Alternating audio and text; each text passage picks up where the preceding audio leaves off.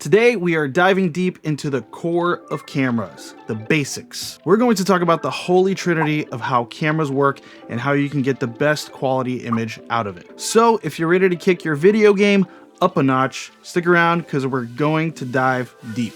But first, I am thrilled to announce my partnership with Audio. Audio is your go-to source for high-quality music and sound effects. With Audio, you'll have access to a vast library of premium music and sound effects to bring your content to the next level. And the best part, you can get a whopping 70% off your first year if you follow my link and use code SAVE70. Don't miss out on this incredible opportunity to level up your content using premium music and sound effects. And every time you use my link, you help out this channel. So thanks so much for your support, and let's move on to the video. So first off, the heart of the matter, your camera. It doesn't have to be the latest and greatest. What's crucial is understanding the one that you have, whether it be your phone, an old camera you had lying around, or you're looking to purchase a brand new one. Learn its settings, its buttons, its quirks, everything that makes that camera great. Because simply put, it's not the camera that makes the shot, it's you.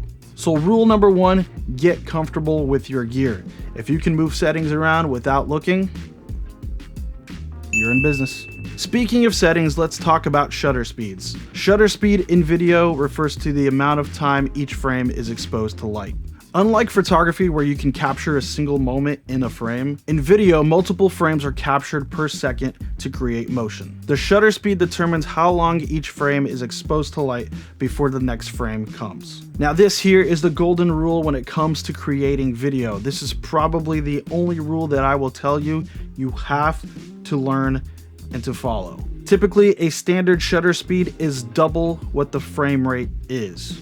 For example, if your frame rate is 24 frames per second, then the ideal shutter speed is going to be 1/48 of a second, or we round it up to 1/50th of a second. This is super important because shutter speed determines the amount of motion blur that you get in a video.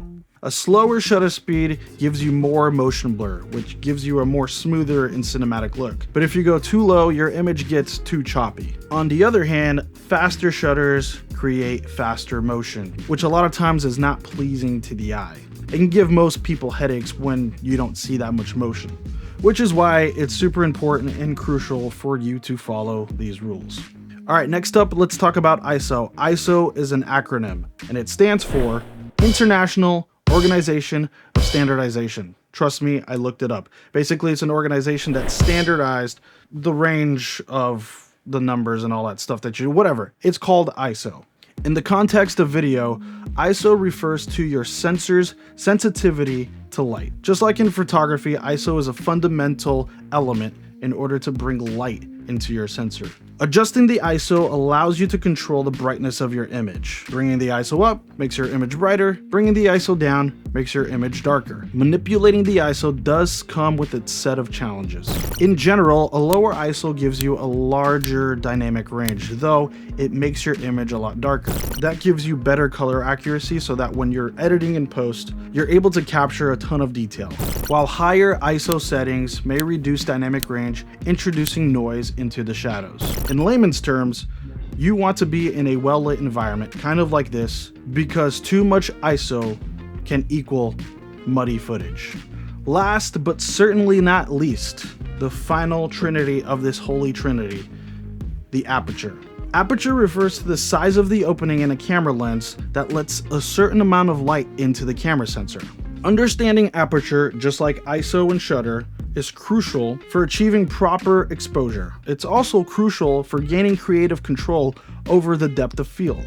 A wider aperture, a smaller f-stop in this sense, allows more light to pass through, giving your camera sensor a ton of light, while narrow apertures, larger f-stops, reduce the amount of light coming in, making your image darker. So investing in a good fast lens, as they say, meaning that the aperture can go super low like a 1.4 or a 1.2, means that you'll be able to harness all of that light and feed your sensor. So you can follow the rule for shutter speeds and frame rates, and you don't have to crank that ISO in order for you to get good brightness in your footage. Aperture also plays a crucial role in depth of field. Just like you're seeing right now in this image, a wider aperture, a lower f-stop, can create some good, smooth depth of field, while a smaller aperture, larger f-stops, puts everything into focus.